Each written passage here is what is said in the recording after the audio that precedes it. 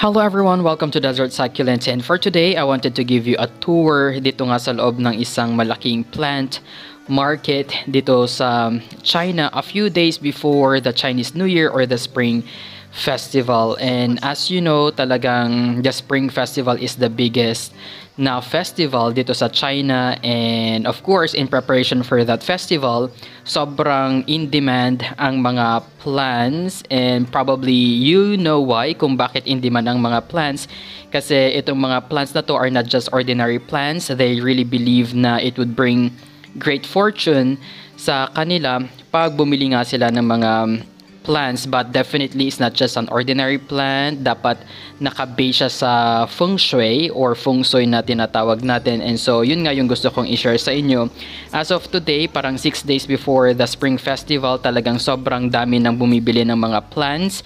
And as you can see, napakadaming mga parang tropical plants and flowering plants ang makikita natin, kasi itong mga flowering plants na to would really symbolize yung great fortune na pwede ninyong makuha if you own one. Kaya talagang sobrang daming flowering plants ang makikita ninyo dito for now. And syempre kukuha rin tayo ng mga plants natin for our apartment. And as you can see, meron tayong kinuha dito ng mga orchids. So this one is just the small one, kasi unang-una very limited lang yung ating space sa apartment, and of course ayaw rin naman natin na baka mamatay siya, especially that it's gonna be our first time to take good care of these kinds of orchids. So kumbaga try lang muna natin itong maliit, then if mabuhay then we could easily buy yung mga mas malalaking orchids and other plants. So may nabili rin akong ganito.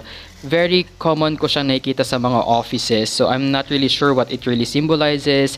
I also don't know the name of this plant, pero I'm gonna be getting one.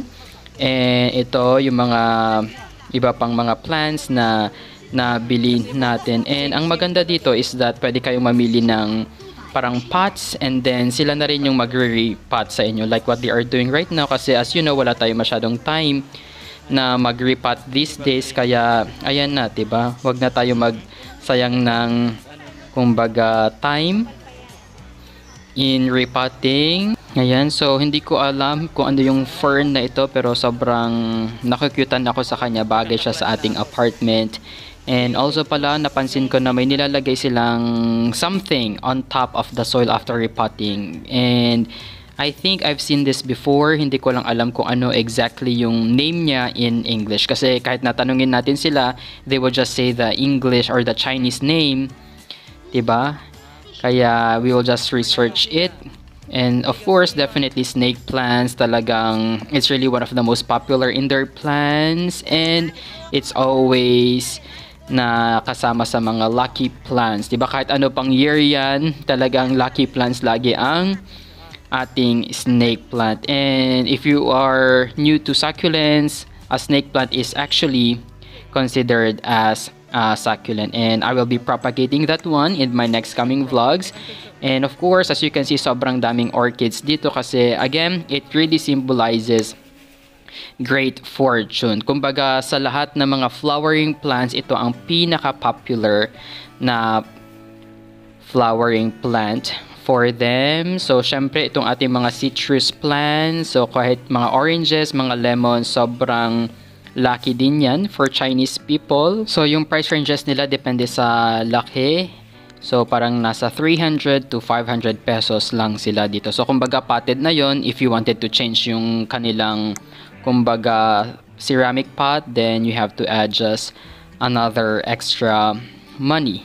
Ayan. So, may mga succulents din tayong nakita dito.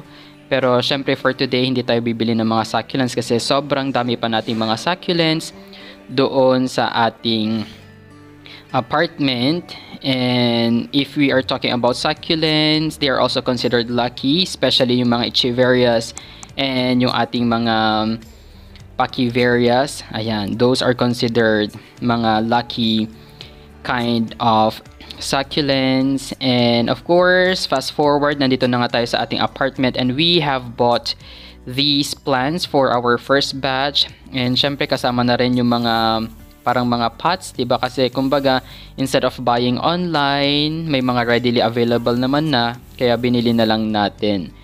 Ayan. So, all in all, parang ang nagastos natin for the plants, including their ceramic pots, is nasa around 1,500 pesos. Ayan, pero if we will be removing yung mga ceramic pots, parang in total nasa around 800 pesos lang lahat ng mga plants na nabili natin. Ayan, so medyo may kamahalan din yung ating mga ceramic pots, pero okay naman kasi diba it really adds more beauty doon nga sa nabili nating mga plants. But definitely this would not be the last time that we will be buying indoor plants or ornamental plants. We will be buying more in the next coming days or weeks to come. And syempre meron din pala tayo dito yung ating lucky bamboo plant. So each stalk represents symbols for them.